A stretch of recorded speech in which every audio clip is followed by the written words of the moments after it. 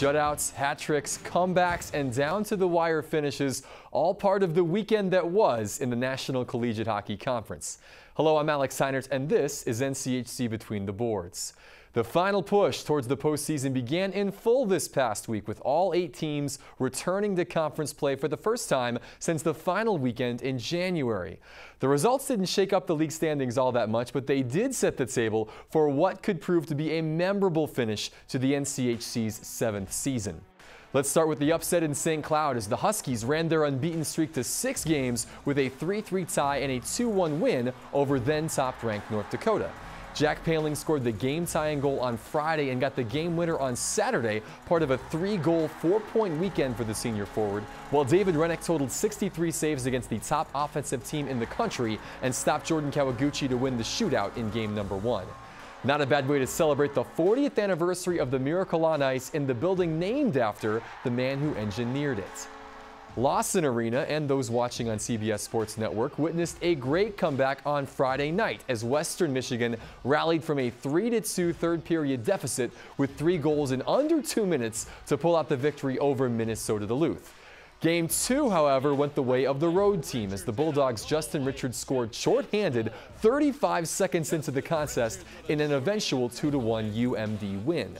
The result snapped a 7-game home winning streak for the Broncos and doubled as the 5th win in the last 6 games for the 2-time defending national champs.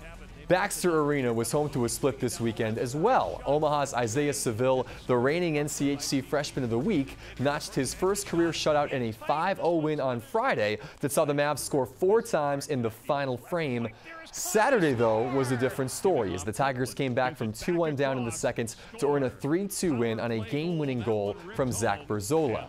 The victory moved CC 1 point ahead of Miami into 7th place in the league standings. The only sweep in the conference came in the Mile High City as Denver ended a 4-game losing skid in emphatic fashion, besting Miami by a combined score of 14-3 to complete the season sweep of the Redhawks.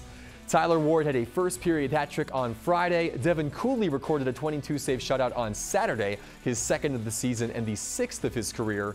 And Cole Gutman piled up 6 points over the weekend to earn the league's Offensive Player of the Week.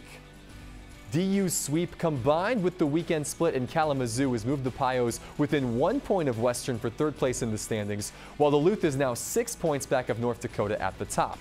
The Bulldogs joined UND in clinching home ice for the NCHC quarterfinals this weekend, though the other 2 top 4 spots are still up for grabs as St. Cloud State is still within touching distance of 4th place.